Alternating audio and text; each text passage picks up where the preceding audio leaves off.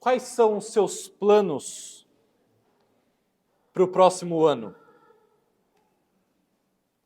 Certamente aqueles mais organizados já fizeram aí o seu planejamento. Outros talvez estão deixando para a última hora e outros talvez nem farão. Mas quais são os seus planos para o próximo ano? Eu quero meditar essa manhã com os irmãos que nós vivemos tão focados em nossos planos, tão focados em nós mesmos, que esquecemos da verdade tão pura e tão simples, mas ao mesmo tempo tão transformadora, que esta vida não é sobre nós. Vivemos tão focados em nossos planos pessoais, que esquecemos da verdade tão simples, que esta vida não é sobre nós. Deus tem um plano. E ainda que que muitos digam uma coisa, isso não é verdade. Nós não estamos no centro dos planos de Deus. O que está no centro dos planos de Deus é a sua glória. E claro que a sua glória passa por Deus nos alcançar. Mas nós não somos o centro do universo. Os acontecimentos na nossa própria vida não são sobre nós mesmos. Eu vou ser bem pessoal aqui no que eu vou dizer agora.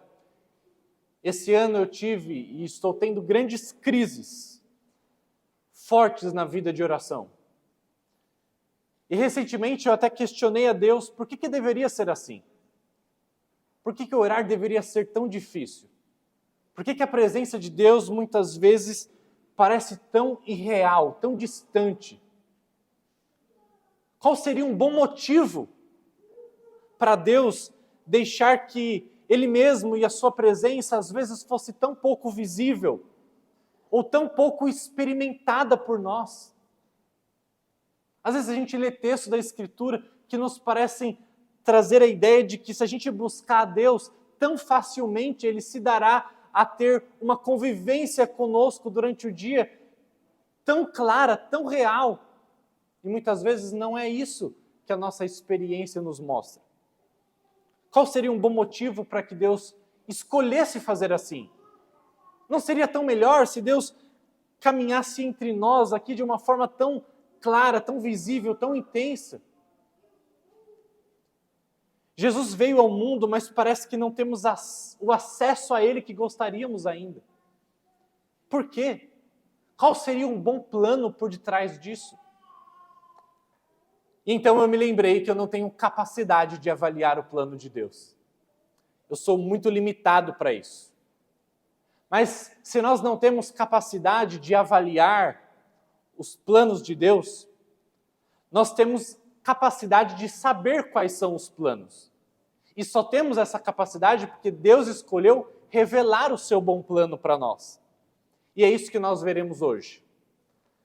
Já que a vida não é sobre nós, já que a vida não é sobre os nossos planos para o ano seguinte, a vida é sobre o quê? Qual é o plano de Deus?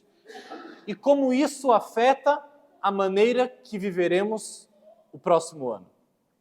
Abra sua Bíblia em Efésios capítulo 1.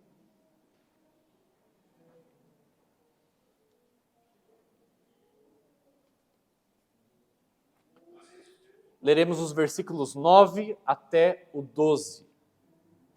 Efésios, capítulo 1. Leremos os versículos 9 até o 12.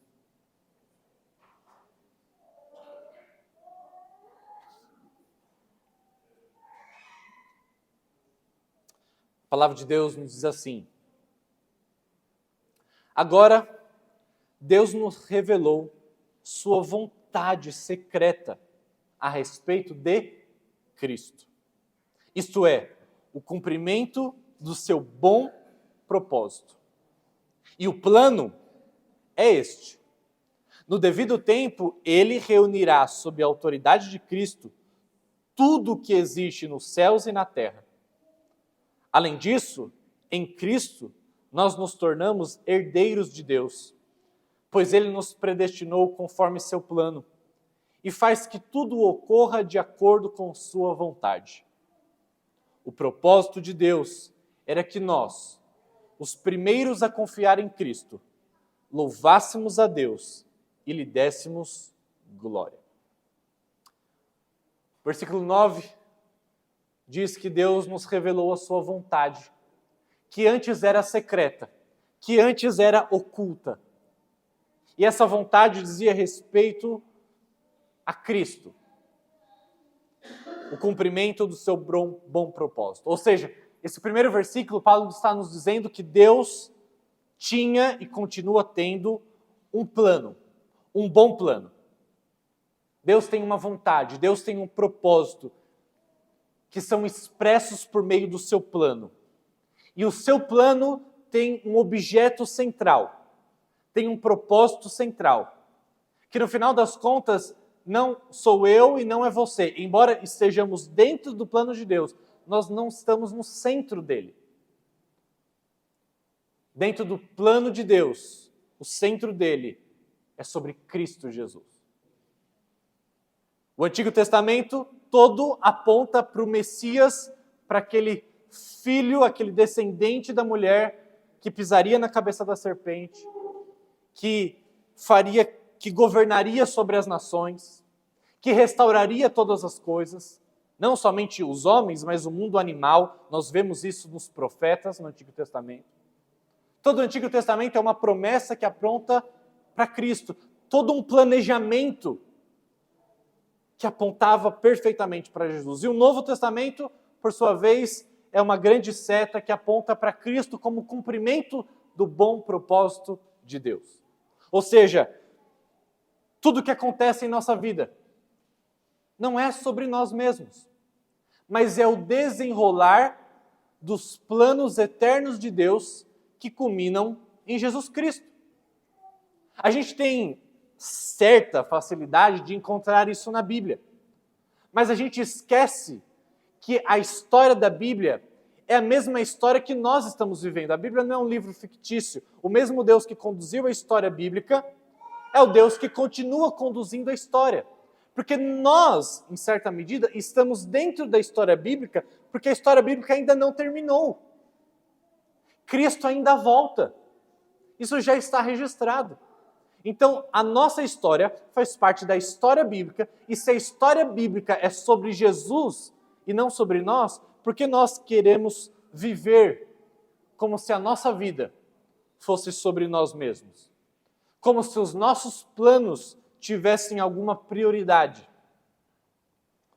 E o versículo 10, Paulo deixa mais claro o que ele está querendo dizer, porque ele diz, e o plano é este. Para que não fique dúvidas, o plano de Deus é o seguinte, versículo 10, que no devido tempo, Deus reunirá sob a autoridade de Cristo tudo o que existe nos céus e na terra.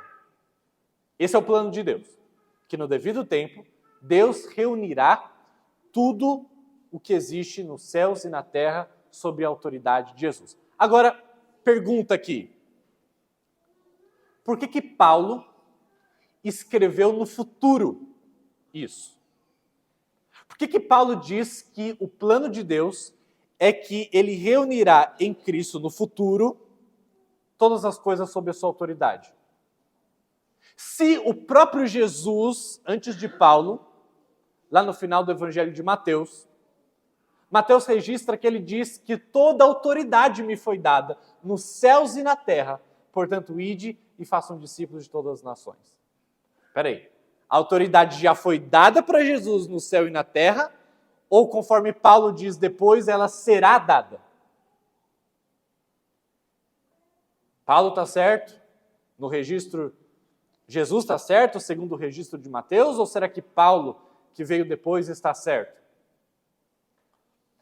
É isso que na teologia nós chamamos de já e ainda não. Tudo já está debaixo da autoridade de Cristo. Jesus disse isso. Mas ainda não na sua forma final. E aqui eu vou trazer um outro autor. Citei Mateus, citando Jesus.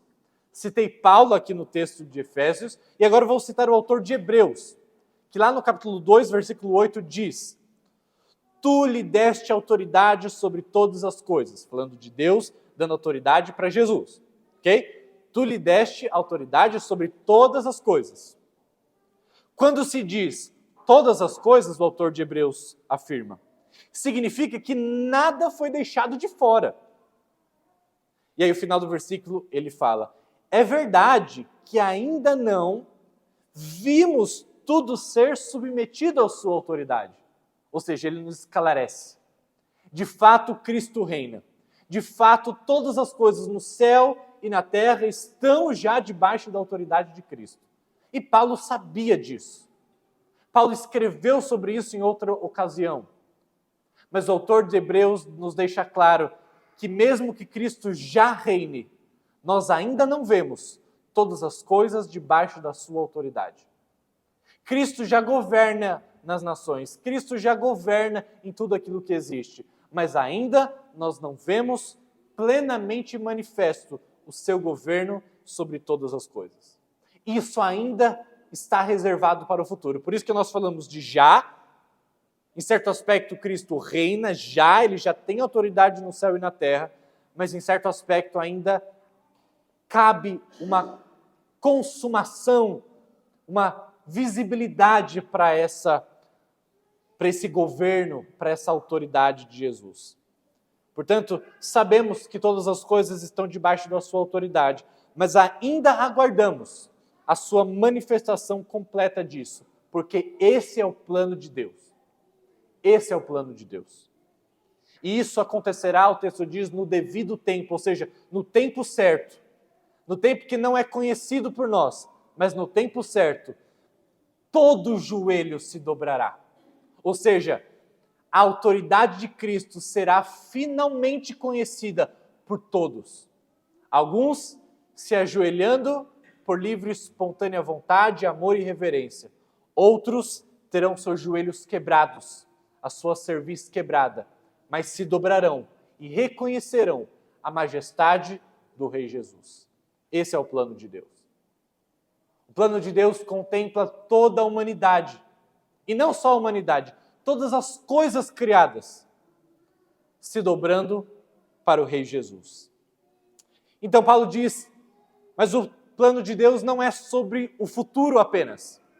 E no versículo 11 ele diz, além disso, além do plano de Deus estar reservado para o futuro, em que Deus manifestará a autoridade de Cristo para todos, para que todos vejam. Versículo 11 diz, em Cristo nós, agora ele usa o passado, nos tornamos herdeiros de Deus, pois Ele nos predestinou conforme, de novo, o seu plano e faz que tudo ocorra de acordo com a sua vontade. Em primeiro lugar, em Cristo nós nos tornamos no passado herdeiros. O passado indica que os planos de Deus não é algo que se realizará apenas no futuro, mas ele já começou e ele está em andamento neste exato momento. E dentro desse plano perfeito, consta que nós fomos feitos herdeiros de nada menos do que Deus. Às vezes eu vou lá no condomínio onde os meus pais moram, e eu vou passando de carro e vou vendo as casas magníficas que tem lá. E a maior parte de lá, porque eu cresci lá e conheço, são pessoas que são herdeiras. Dificilmente alguma pessoa que começou um negócio, deu certo e mudou para lá. Geralmente é alguém que nasceu e que os pais já tinham uma grande empresa ou que já tinham grandes postos e geralmente a história é essa. Pelo menos dos meus amigos era sempre assim. E eu muitas vezes pensava, eu queria ser um herdeiro. Meus pais moram lá, mas são os únicos pobres. E eu ficava pensando, eu queria ser um herdeiro. E é minha loucura de dizer uma frase como essa. Na verdade, é um pecado dizer uma frase como essa, não só pela ganância, mas porque eu deixo de reconhecer que eu fui feito herdeiro do Deus de todas as coisas. Um Deus que fez todas as coisas. Um Deus que tem promessas muito mais grandiosas do que simplesmente uma casa num condomínio fechado.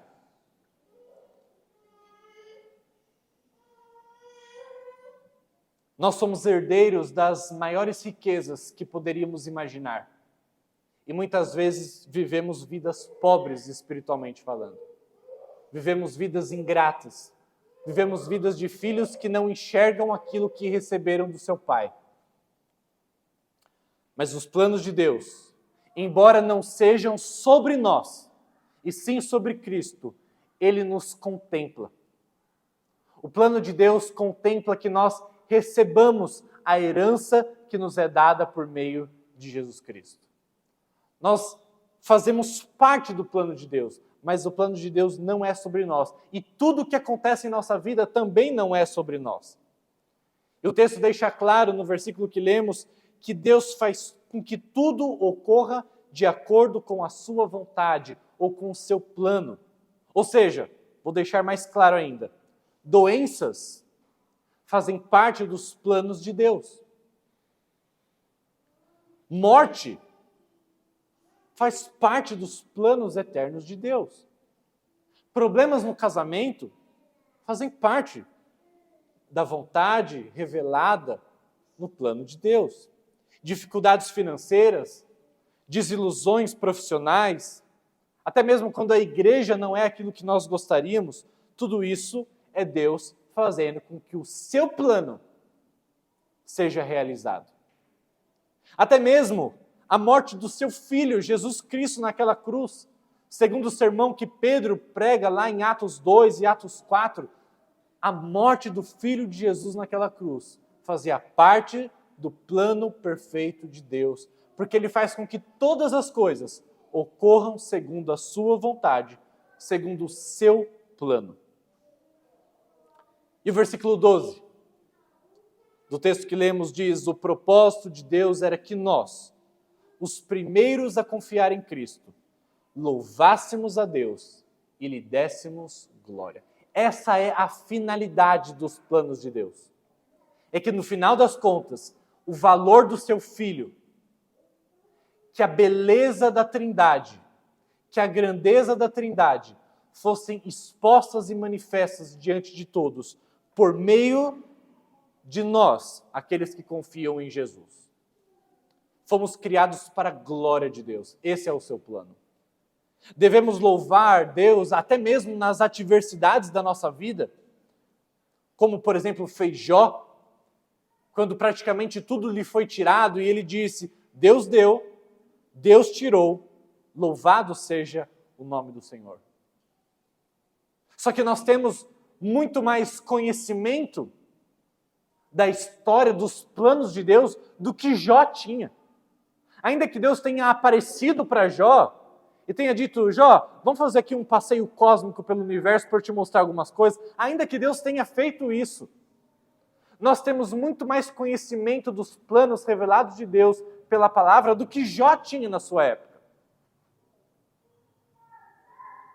E se Jó louvou a Deus no meio da sua adversidade, se a glória de Deus foi posta em realce em meio às adversidades de Jó, quanto mais nós, o autor de Hebreus diz, que temos visto toda a revelação de Deus, não deveríamos dar superior glória. Devemos reconhecer o valor de Deus. E fazemos isso quando reconhecemos que nada neste mundo e nessa vida é sobre nós. Quando fazemos disso, a glória de Deus ela é revelada. Romanos, por exemplo, capítulo 11, versículo 36, para citar Paulo aqui falando sobre o mesmo tema em outro livro, ele diz: pois todas as coisas vêm dele, existem por meio dele e são para ele, ou seja, voltam para ele. Ele é a origem, ele é o meio e ele é o fim de todas as coisas. Portanto, a ele seja a glória para todo sempre. Amém. Paulo está dizendo, tudo é sobre a glória dele. Porque as coisas vêm dele e voltam para ele. Portanto, por que a gente continua achando que a vida é sobre nós? Eu tenho que reconhecer que a minha insatisfação de ter menos de Cristo nas minhas orações do que eu gostaria, até isso não é sobre mim. Porque até essa dependência, até essa minha angústia diante de querer mais de Cristo e não encontrar isso na experiência da oração, por exemplo, isso põe em realce o valor dele. E isso me coloca em maior expectativa pelo seu retorno ou pela minha partida. Esse desejo que Deus mesmo cria em nosso coração e que neste mundo ainda não é satisfeito. E muitas vezes a gente não entende por quê, porque isso põe em realce a glória dele. Porque isso mostra um Deus desejável. E se a vida não é sobre mim, então está tudo bem, está tudo certo. Deus, eu descanso no seu plano e eu aguardo com expectativa aquele dia que eu terei o Senhor. E eu experimentarei um relacionamento crescente por toda a eternidade. Mas agora não é hora. E não é hora porque a tua glória está sendo manifesta por meio desse meu desejo, que não é plenamente satisfeito aqui. Deveríamos entender que nada é sobre nós, como João Batista entendeu. João capítulo 3, versículo 26 a 30 nos dizem assim: os discípulos de João Batista foram com ele e lhe disseram: Rabi, ou mestre, o homem que o Senhor encontrou no outro lado do Rio Jordão, que era Jesus, aquele que o Senhor deu testemunho, também está batizando. João Batista, todo mundo está indo até ele. João respondeu: olha, ninguém pode receber alguma coisa, a menos que lhe tenha sido concedida do céu. Vocês sabem que eu lhes disse claramente já, que eu, João Batista, não sou o Cristo. Eu estou aqui apenas e tão somente para preparar o caminho dele. É o noivo que se casa com a noiva. O amigo do noivo simplesmente se alegra de estar ao lado dele e ouvir seus votos. Portanto, muito me alegro, João Batista diz, com o destaque de Jesus. Eu estou me alegrando demais, porque é para isso que eu existo. Eu existo como uma seta que aponta para ele. E se as pessoas estão indo até ele, eu muito me alegro com o seu destaque. E aí o versículo talvez mais famoso das Escrituras. E ele deve se tornar cada vez maior, e eu cada vez menor. Porque eu me alegro com o seu destaque. João entendeu que não era sobre ele. O seu ministério não era sobre ele, a sua vida não era sobre ele. Convinha que ele diminuísse para que Jesus Cristo crescesse em sua vida. E ele se alegrava com isso. Mas não foi só João Batista que entendeu isso na Bíblia. Paulo, que já foi citado várias vezes aqui, lá em Gálatas capítulo 2, versículo 20, diz: eu fui crucificado com Cristo. Assim já não sou eu quem vive, em outras palavras, já não é mais nada sobre mim. O meu tempo, o meu dinheiro, a minha vida, as minhas decisões, os meus sonhos, os meus planos, não é sobre mim, porque eu morri com Cristo. E agora Cristo vive em mim. Portanto, vivo neste corpo terreno pela fé no Filho de Deus, que se amou e se entregou por mim. Já não é mais sobre mim mesmo. Já não sou eu quem vive. Eu assisti um filme, semana retrasada, um filme muito bonito, chama A Vida em Si. Eu já tinha assistido esse filme, mas nem lembrava e assisti novamente agora. Esse filme ele conta a história de... No começo ele é meio confuso, eu vou tentar não dar muitos spoilers, mas ele conta a história de pessoas que aparentemente não têm muito a ver umas com as outras, e no final do filme ele conecta todas essas histórias. E a grande premissa desse filme é a seguinte, eu vou citar uma frase, que é a frase de resumo que o próprio filme traz. A vida pode não ser confiável. Talvez, na vida, os que pareçam heróis e vilões nas histórias sejam apenas personagens comuns de uma história maior. Porque é isso que o filme fala. O filme fala de pessoas que ora a gente pensa que é herói, ora a gente pensa que é vilão, e na verdade, no entremeado de histórias, elas culminam em uma história maior. E aí ele conclui dizendo, talvez essas pessoas na história, que são apenas personagens comuns de uma história maior, sejam apenas figurantes, preenchendo quadros para que os heróis verdadeiros se arrumem nos bastidores. E na hora que eu ouvi esse resumo, essa frase final do filme, Eu não tive como não pensar que nós somos apenas figurantes da história de Jesus. Não é sobre nós mesmos. Nós não somos os heróis da história. Os personagens bíblicos não são heróis da história, por isso que eu fico enfatizando muito isso aqui. A gente não pode ler a Bíblia como se Davi fosse o herói, como se Abraão fosse o herói, como se Paulo fosse o herói. A Bíblia não foi escrita para isso. Eles são apenas figurantes, como eu e você, numa história maior, que não é sobre eles, que não é sobre mim, não é sobre você. Todos são apenas figurantes preenchendo cenas para que o verdadeiro herói pisasse nesse mundo. É claro que nós temos papéis nessa narrativa, não me entendam mal. Até mesmo os figurantes têm papéis. Porque se não fosse assim, para que precisaríamos de figurantes? Eles têm papéis. Mas quão louco seria o figurante fazer o papel dele como se fosse o personagem principal? O diretor do filme falaria, pera lá, acho que você não leu no contrato, você é só um figurante. Você tem que ficar de fundo na cena. Não é para você sair aqui falando, inventando. Não, fica no seu papel. Você tem um papel. Mas, querido, você não é o personagem principal da história. Esse filme aqui, desculpa, não é sobre você. Quão inapropriado, por exemplo, seria desviarmos o olhar da narrativa mestre para os detalhes que acontecem nos bastidores ou com os figurantes. Por exemplo, você não assiste Titanic e fica preocupado com os objetos do navio que estão caindo ao mar. Por que você não fica preocupado? Porque a história não é sobre isso. A narrativa mestre não é sobre os objetos que estão se perdendo do Titanic.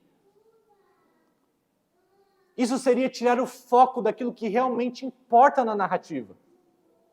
Da mesma forma, por incrível que pareça, você nem assiste um filme de guerra, você não se preocupa em primeiro lugar com cada vida que está sendo tirada naquela guerra.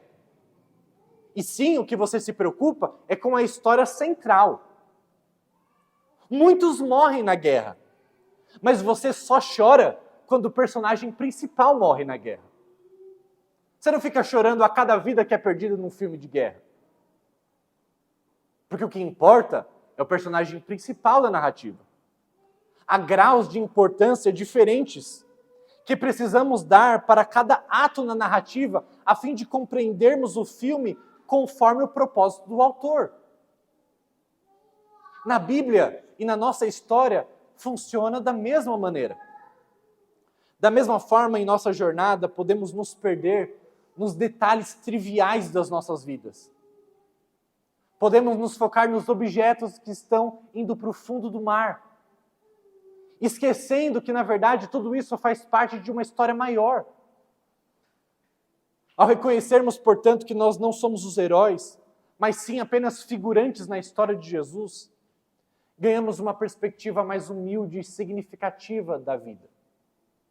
Como figurantes, o nosso papel, de fato, é contribuir para a grande narrativa, desempenhando nossos papéis com fidelidade, com dedicação, com entusiasmo, como já foi falado hoje aqui, mas cientes que o verdadeiro protagonista é outro. A Bíblia nos revela a grandiosidade dessa narrativa divina, com Deus como o autor, como mestre, e Jesus como o herói redentor. O nosso papel é apenas receber essa graça oferecida desse herói, reconhecendo que nossa história encontra significado e propósito quando a nossa história está alinhada com a história maior. Portanto, ao invés de nos preocuparmos excessivamente nesse próximo ano com detalhes secundários das nossas vidas, somos chamados a fixar os nossos olhos no autor e consumador da nossa fé. E ao fazermos isso, encontramos um propósito mais profundo e uma conexão mais significativa com a história que está sendo escrita desde toda a eternidade. Somos parte de algo majestoso. E como é maravilhoso vivermos em sintonia com o plano eterno de Deus para a glória do verdadeiro herói. Vou ler novamente o versículo 9. Agora Deus nos revelou sua vontade secreta a respeito de Cristo, isto é, o cumprimento do seu bom propósito ou do seu bom plano. Portanto, neste último dia do ano, que muitos fazem os seus planejamentos para o ano que vem, lembre-se, coloque aí como parte dos seus hábitos a serem formados no ano seguinte. Lembrar-se diariamente que esta vida não é sobre você. Não é sobre as ofensas que você recebe, não é sobre as circunstâncias que você passa, não é sobre as suas desilusões ou suas alegrias, não é sobre a casa que você tem, não é sobre o dinheiro que você tem guardado. A nossa vida não é sobre nós. O ano de 2024 certamente não será sobre nós, e nós não devemos fazê-lo como se fosse, porque isso é tomar o lugar do protagonista da história. Além disso, além de lembrar dessas coisas, a cada dia do ano que nós começaremos, viva de acordo com essa realidade. Use cada oportunidade para que Cristo seja cada vez mais visto como maior em sua vida e eu e você como menores. Lembre-se, diante das dificuldades, dos embates, que não é sobre nós mesmos. Cristo agora vive em nós, então nós não deveríamos estar vivendo para nós mesmos, e sim para Ele. E por último, o que vimos hoje traz muitas implicações práticas para várias áreas da nossa vida, que seria absolutamente impossível que eu trouxesse todas as implicações para a vida de cada um. Talvez na sua vida, entender que não é sobre você e sobre Cristo signifique uma coisa muito particular hoje. Na minha vida, talvez signifique outra coisa muito particular, e por isso eu gostaria de encorajá-los a meditar sobre isso nesse dia. Talvez sozinho, talvez com a sua família, com aqueles que você talvez passará a virada de ano. Medite sobre como isso se aplica na sua rotina, nos seus hábitos, nos seus planos para 2024. Como fazer desse próximo ano não ser sobre você mesmo, e sim sobre Jesus Cristo. Quero encorajá-los profundamente a separar um momento desse dia, para que de fato você pense e aplique isso para a glória do nosso Deus. Vamos orar?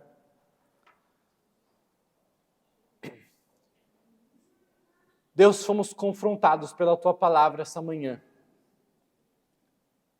de algo que frequentemente nos esquecemos. Deus, pecamos muito em acharmos que tudo gira em torno ou ao redor de nós mesmos. Nos nossos planejamentos, nas nossas rotinas, nos nossos hábitos, nos nossos sonhos. A Tua glória tem sido, muitas vezes, figurante na nossa própria vida. Achamos que o filme da nossa existência leva o nosso nome. Temos usurpado o Teu trono, o Teu lugar. Temos usurpado, Deus, a posição que é somente dada ao Senhor. E, Deus, e sabemos que essa é a definição do nosso pecado. Todo pecado é uma substituição. Nós queremos estar no lugar que somente a Ti pertence. Mas, Deus, nós louvamos o Teu nome, porque se a essência do pecado é uma substituição indevida, a essência da salvação também é uma substituição. Porque se nós queríamos ocupar o Seu lugar, o Senhor veio a este mundo e ocupou o nosso. Morreu a nossa morte, para que os nossos pecados fossem perdoados. E para que o Senhor, a Sua grandeza, a Sua glória, o Seu amor, a Sua graça, a Sua misericórdia, a Sua bondade, a Sua justiça fossem manifestas naquela cruz do Calvário. O objeto mais horrível, mas ao mesmo tempo o objeto mais glorioso, que nos mostra a grandeza do Deus a quem servimos. o herói de toda a história. Deus, que assim como João Batista, que assim como Paulo, entendamos de uma vez por todas e vivamos à luz da realidade de que nada disso aqui é sobre nós mesmos. Que nós diminuamos para que o Senhor cresça em nós. Que nos lembremos diariamente que nós morremos com Cristo e que, portanto, Cristo vive em nós. Assim oramos em nome dele para a sua glória. Amém.